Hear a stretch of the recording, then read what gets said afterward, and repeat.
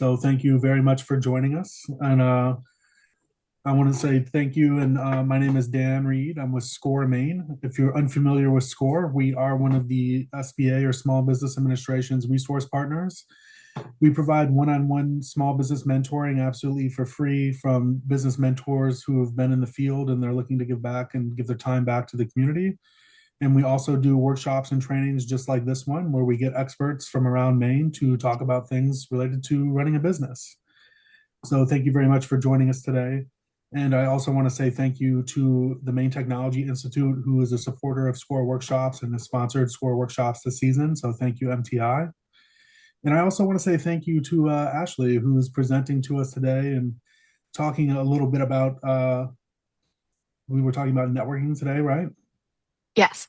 And as you see here, questions, what to ask and how to ask them. And I'm looking forward to this one. I think it'll be a great topic. And with that, I'll turn it over to Ashley to talk, introduce herself, talk a little bit about herself, and get us started here. Fantastic. Thanks so much, Dan. And thank you all for being here and happy officially afternoon on if you're in Maine attending. It's a beautiful day here in Bangor, and I'm super excited about it. I don't know about all of you, but I need a little extra sun in my life these days. I'm over the winter at this point. So, oh, so Dan, are you able to mute people? Not a problem. I just got that Perfect. one. Thank you. But I'm so excited to be here. I definitely recognize a few names and faces on the call, but for those of you who I haven't had the opportunity to meet yet, my name is Ashley Briggs Davis, and I'm the founder of Briggs Solutions for Business. We're a strategic operations advising practice based here in Maine, specifically in Bangor. And I also own Rise Co-working and Collaboration Space on Main Street in Bangor. And every day I am working with entrepreneurs and small business owners to help them build systems that make their work and their lives a little bit more sustainable. And I'm just so excited to have the opportunity to share this presentation with all of you because, like what I would assume many of you are doing here if you're attending a SCORE presentation, like you, I've been building something meaningful in a small community where relationships matter deeply. And that's really what I want to share with you today and have a conversation about is how to ask questions in ways that build relationships instead of straining them. Maine is very, very relationship based for all the positives and sometimes negatives that can come from that. And we want to make sure that we're optimizing those relationships and we're not inadvertently hurting our relationships because we didn't ask things in the best way possible. So I'd like to start with a story today. And also, I'm just getting over a cold, so sorry if I have to stop and take a little water here and there along the way. But when I first started out in consulting and advising, I wanted to reach out to someone who had built a similar business. I remember drafting an email that I was going to send to them, but I rewrote it many, many times, like maybe even 12. I didn't want to sound naive and I didn't want to ask like I was asking for free advice, but I really did want to learn. And I was very mindful of how I wanted to present that to them so that I didn't sound totally off base, but also wasn't trying to take advantage of their experience. And eventually I sent the email, and what I got back was a warm, generous response. And she said, I can tell you're genuinely curious, and that's why I wanted to respond. And that's something that really stuck with me. So today we're going to talk about this skill, how to ask better questions so you get better insights, build stronger networks, and open doors you might not have even known were there. So as we go through the conversation today, definitely see if you can keep that in mind. I can tell you are genuinely curious, and that's why I wanted to respond. By the end of today's presentation, we'll have a simple framework to help you approach peers, mentors, and partners in a way that invites honesty, collaboration, and trust. And just so you know, I like to do things a little bit interactive. So if you're able to turn on your screen, I would invite you to do so. If you don't want to turn your screen on, if you can use the, what are they called here today? Like you can raise your hand in the video there.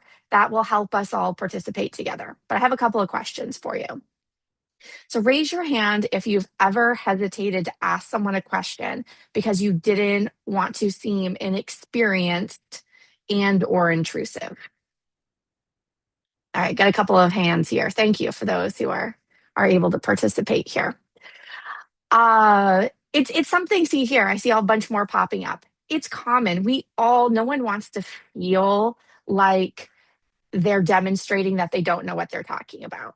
But if we think about it, at one point in time, we all didn't know what we were talking about. We had to start from somewhere. We had to ask or go to a class and learn how to do something.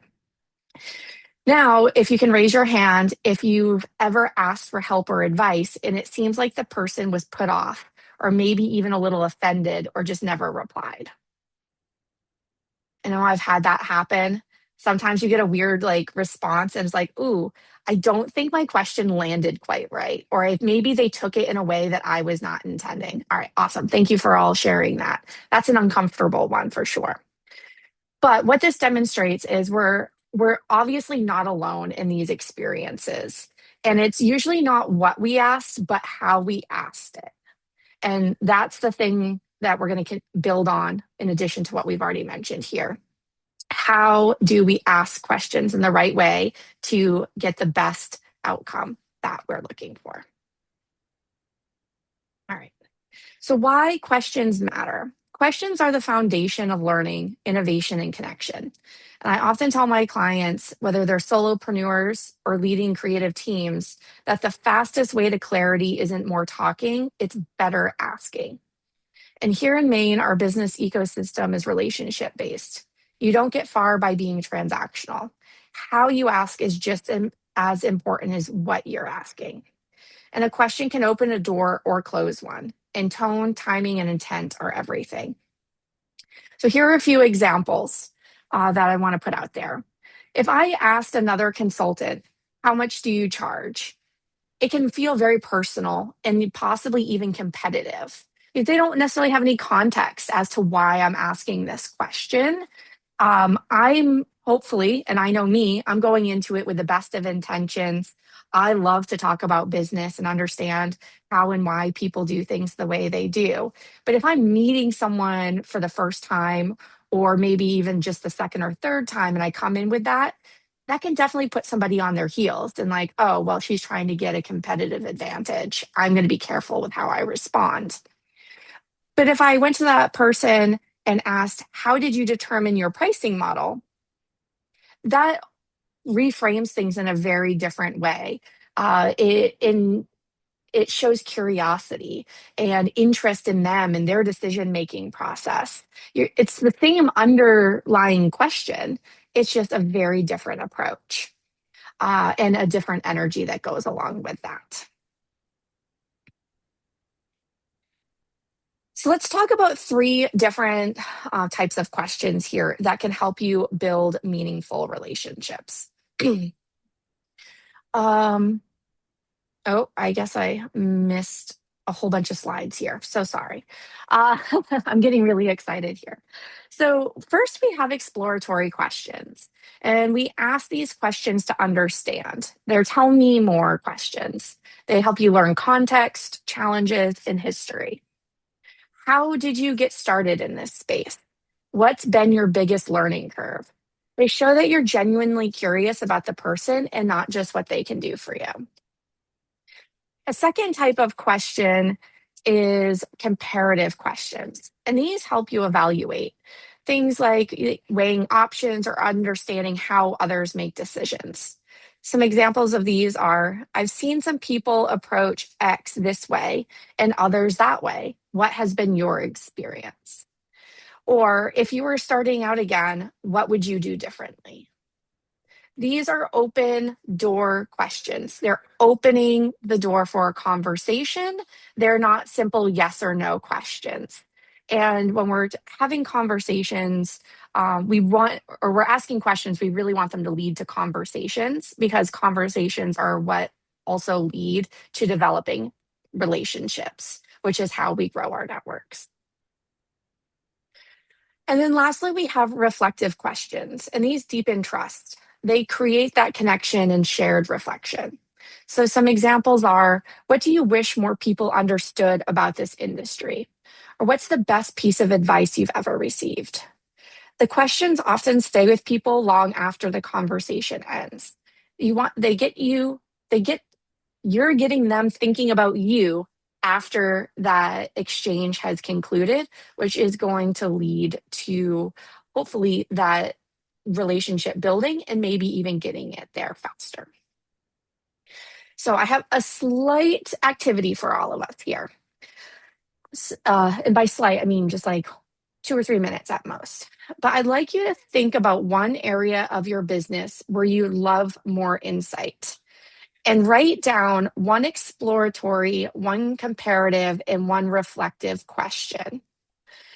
And if you are willing, I'd love for 1 or 2 people to share here in a couple of minutes. But please take, just 2 minutes here. So at 12:15, we'll come back and write those down wherever is appropriate. You have a pad of paper, or if you want to even throw it right in the chat.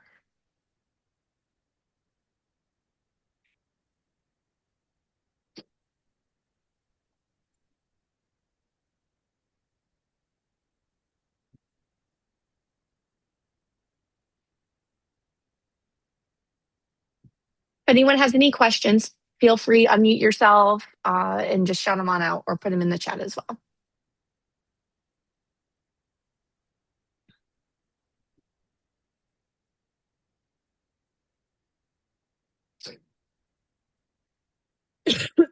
Excuse me.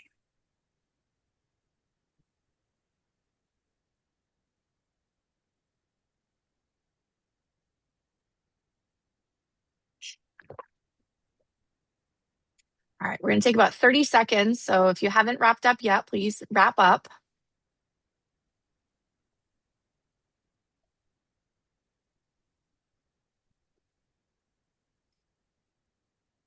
And as we're wrapping up, I would absolutely love it if 1 or 2 people could share at least one or more of their questions that they came up with. Have any brave folks? And if you want to, raise your hand or unmute yourself and just shout it on out.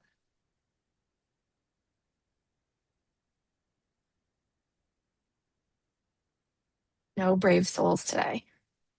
All right. Well, for those of you who were doing this at home, if you did this, one thing that you likely have noticed as you're going through that is when you ask the questions based on these 3 different styles of questions, it can shift the tone and the intent. So just keep these things in mind as you're going to be talking with folks.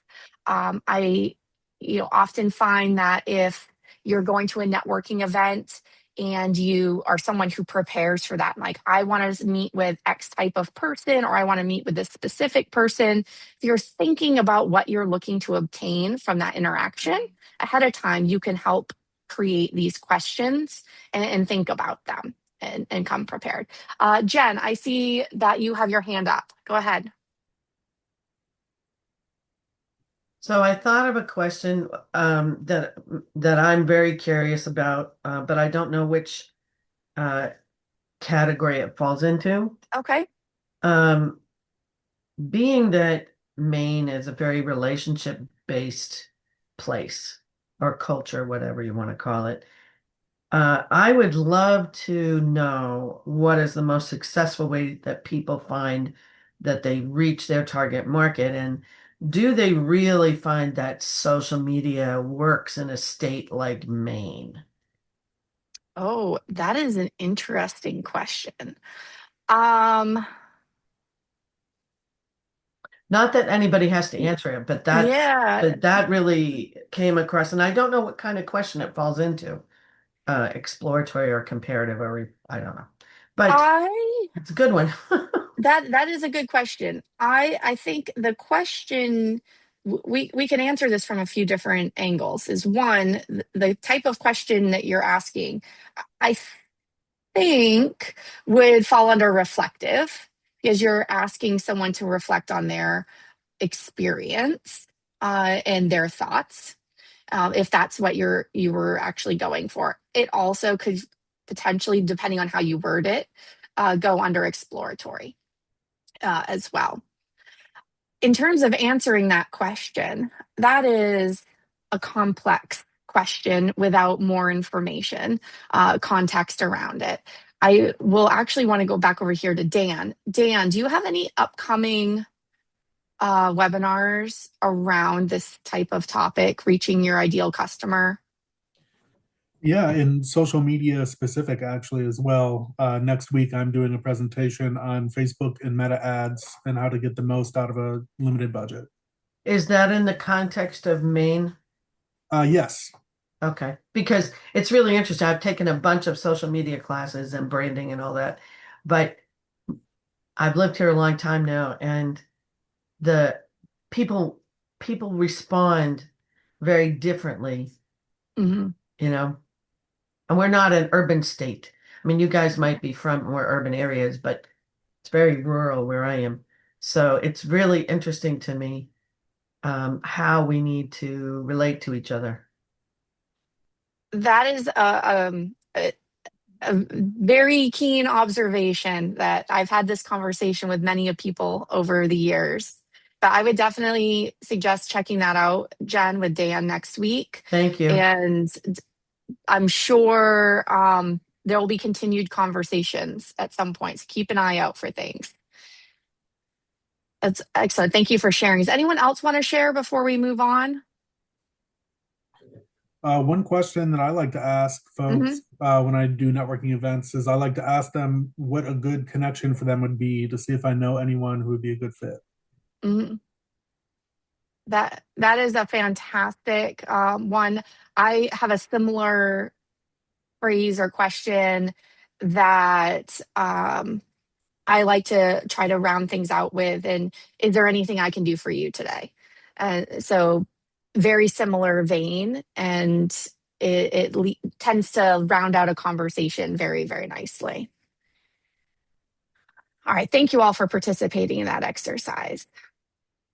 So moving on here to this next piece is really framed under the heading of how to ask without alienating. Respect plus curiosity plus context equals better conversations. And this goes, I developed this slide because I have been in all aspects of this situation.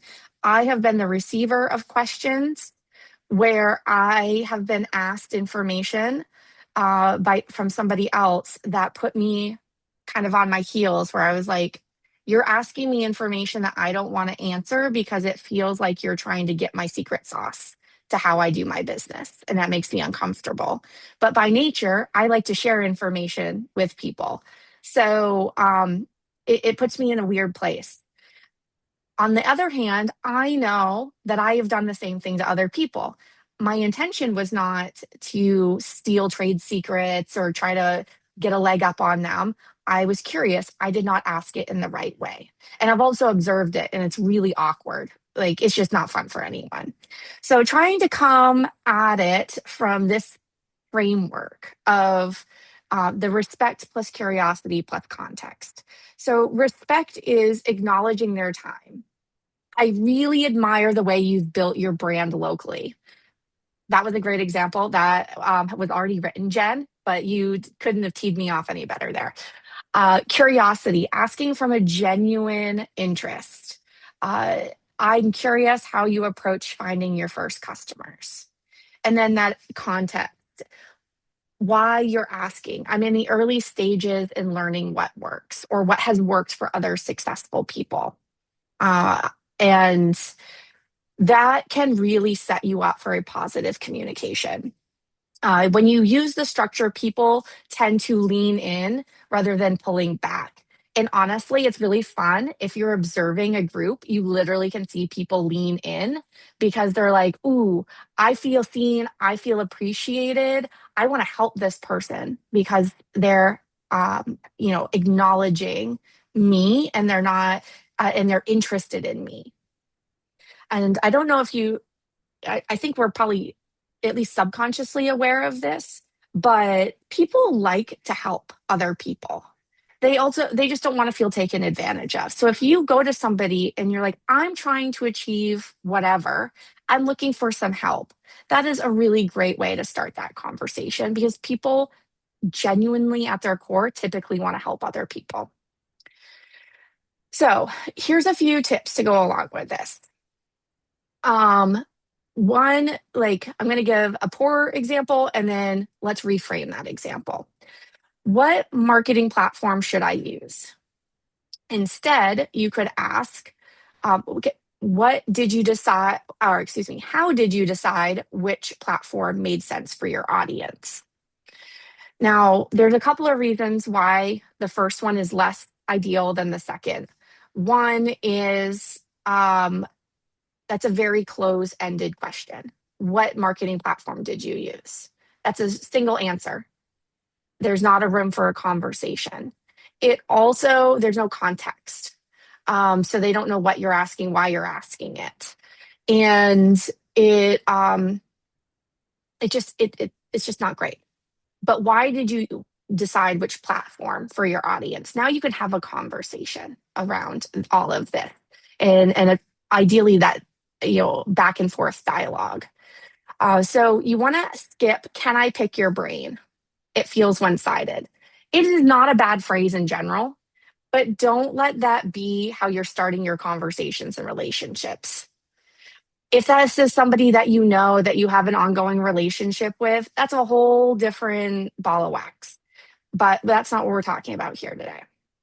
Be mindful of timing. Don't necessarily corner someone at an event. If you want to have a really intense conversation or really are looking to get something out of that. Instead, be like, oh my gosh, I've been following you. You're an inspiration to like what I'm trying to do. Would it be okay if we set up a time for a coffee so that we can get to know each other a little bit more?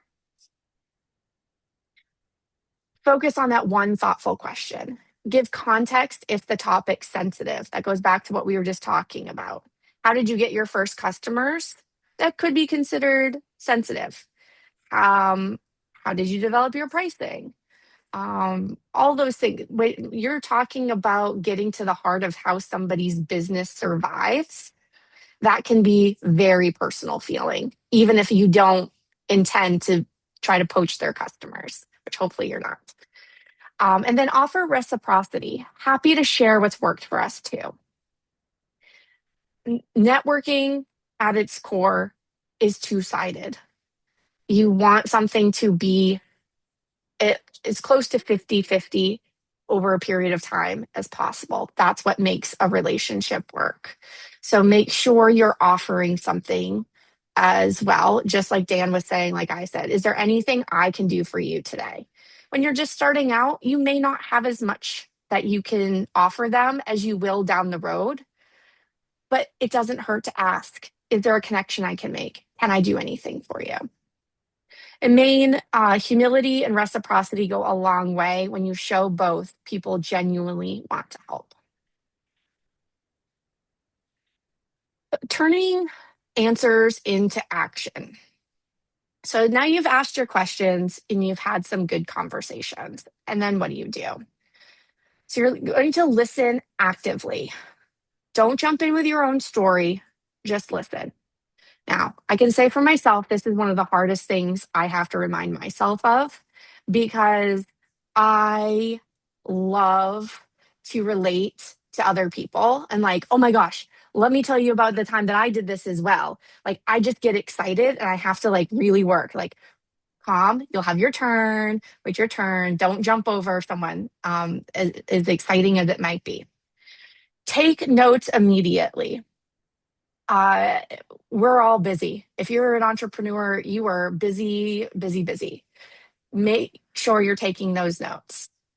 Carry a little notepad in your wallet, or not your wallet, your pocket or your purse. Um, AI note takers are becoming more common. You can like clip them to your lapel. Uh, those details tend to fade fast. Even when you think, oh, I'll remember that, you're not going to remember it 9 times out of 10. So do yourself a favor and just make a note. Follow up. A short thank you message goes a long way. Text, email, even a handwritten card, it goes a long way. People remember you much more when you take that extra little effort. And then reflect and apply. Ask, what did I learn and what's my next step? Information's great as long as you're going to do something with it. Otherwise, why did you take the time and energy to go and get that information? You don't need action on everything immediately, but have a plan on how to action it. And otherwise, it's just another activity that you're being busy for no purpose. And like I said, we're all busy. We don't have extra time to just be busy or doing busy work. The quality of your life is determined by the quality of your questions, which is a lovely quote here by Tony Robbins. All right. So checking the vibes here. Before we wrap up, and we're going to save some time for Q&A here at the end, I wanted to talk about something that can very much change how your questions land, and that is your vibe. No matter how well you phrase a question, if your energy is off, it can give a completely different impression than how you intended. For example, I love asking questions. I love understanding how things work and why people do what they do. And it's really just who I am and how my brain works. But sometimes if I jump into a conversation and just start asking question after question, even the really, really good questions, people can feel put on their heels or become defensive. I know sometimes they can feel like I am challenging them versus being curious. So I try to pick up on that energy shift, like, reading the room.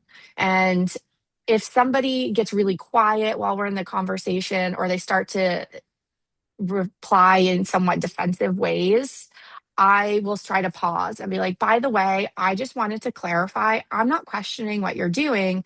I really just wanted to understand why you're doing things the way that you do. So maybe I can learn something from you. And that simple clarification often resets the tone and keeps that connection open versus closing it and leaving somebody leaving in the conversation in not a great way. So here are a few examples of how vibe can get in the way. If you're nervous, your curiosity might come across as intensity or urgency. We're all going to be nervous at some point or another, but try to keep that nervousness in check and don't let it bleed through to changing the pace or the intensity of your questions. If you're tired or distracted, a question meant to sound thoughtful might sound disinterested or transactional. Be present as much as possible. We're all going to be in different places and times, and we're not going to hit the nail on the head every time, but do your best to be present while you're having those conversations. If you're trying too hard to sound smart, it can unintentionally come across as condescending. I don't have much more to say about that one. Just be you. Don't try to impress anyone. Especially we go back to Maine. For the most part, we're all pretty humble people. We are who we are. And somebody can sniff out someone who's playing a game or wearing a mask pretty quickly. They just want you, the person. And we'll leave that there. And if you're overeager, people can feel like you're interviewing them rather than talking with them. I've been on the receiving end of this a couple of times. Somebody will learn what I do for work, and they will see opportunity to collaborate in a way that I would bring them in more business. and they get really excited and they're like, "Hey, let's have a conversation, see what we can do." And I'm like, "All right, that sounds great. I love to collaborate." And then they come in and they just start grilling me with questions. And I'm like, "Whoa, whoa, whoa. I did not sign up to go to a job interview. I don't know what's happening here now. And I am questioning what your intention is." And I sometimes to this day still don't know what their intention is because I had no interest in furthering the conversations. And it could be because they were just excited and they didn't control their vibes. And but it made me very uncomfortable and just squashed that potential. In some cases, I honestly think that they were trying to kind of interview me, and that wasn't what they set their intentions as. And I didn't appreciate that either. So that's maybe a side note. Set your intentions up front with people. If you're looking to have a sales conversation, let them know that you want to talk about that. If you're looking to just have a conversation and kind of Q&A back and forth, set that intention too. But be aware that it's not just what you're asking, but how your energy feels when you're asking it. Our goal isn't perfection, it's self awareness. When your words and your vibe align, your curiosity becomes magnetic instead of overwhelming. And that brings us here to the reciprocity principle, making it a two-way conversation. Before we move into a final exercise, and yes, there is one more, I want to highlight one last piece that often gets overlooked as we're talking about good questions, and that is making space for the other person. Because asking thoughtful questions is powerful, but when we're networking or building a professional relationship, it can't be one sided. A great conversation, especially one that builds trust, has a natural rhythm of give and take. So if you're doing all the talking, even with the best intentions, it can feel like an interview.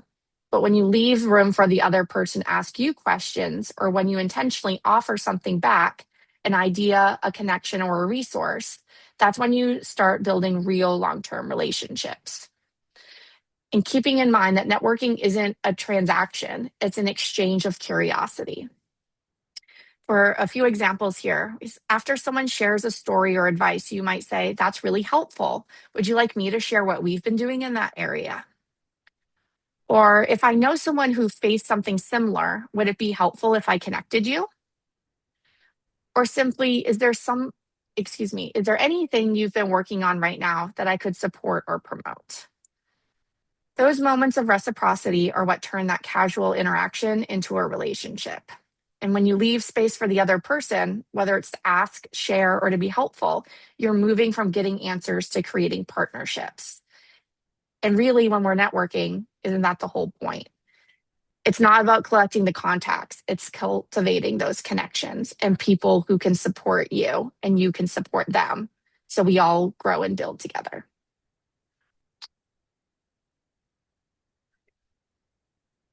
All right, so we have a little practice and reflection here. So we've talked about the frameworks, the vibe, and reciprocity. So we want to bring it all together. I'm not going to have us break out into small groups because here we are remotely and that can get confusing and clunky sometimes. But if you can exchange in the chat, I'd love for us to go through a bit of this exercise together. Take a moment and think of one situation in your business right now where you could use some outside perspective. Maybe it's pricing, growth, delegation, or something you're trying to figure out for this year. Now, in the chat, or if you don't want to do this publicly, do please write it down at your desk or wherever you are. What is one question you could ask someone else that follows what we've talked about today? Something framed with respect, curiosity, and context. And so please just put those right in the chat. You don't need to respond to anyone right now, but just this is a good way to practice framing those questions using the respect, curiosity, and context question framework.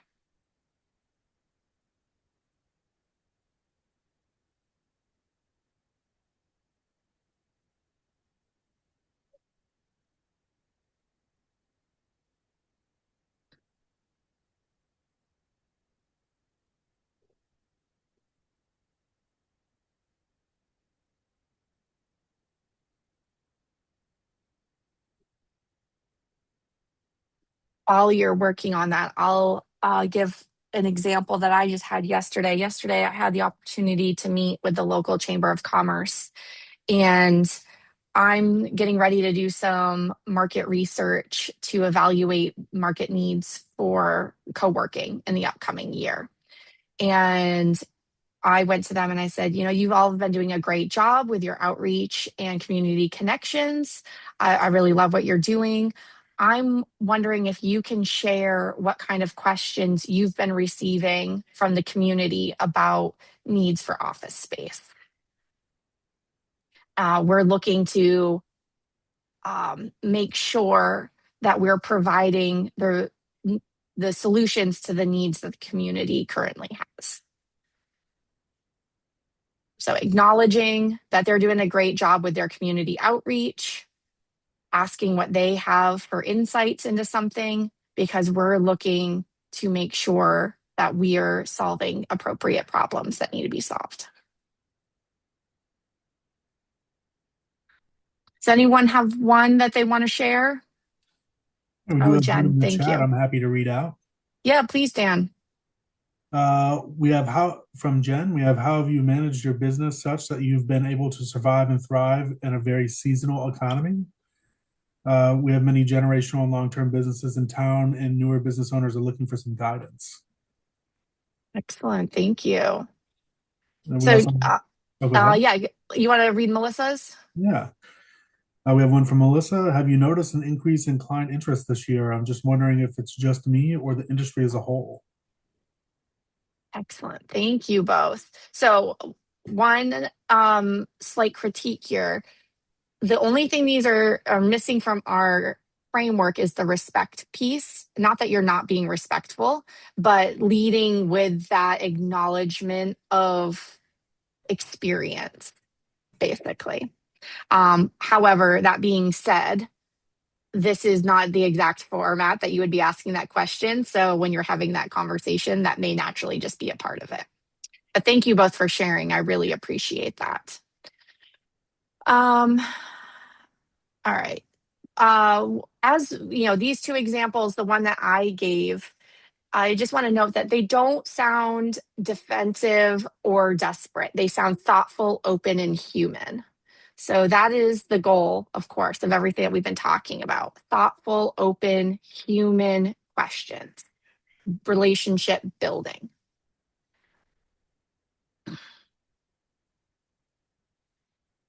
So this is what I'd love for you to do after we wrap up the session today is pick one question that you may have come up on your own, or if you haven't come up with some, sit down and work on those questions and commit to asking it this week.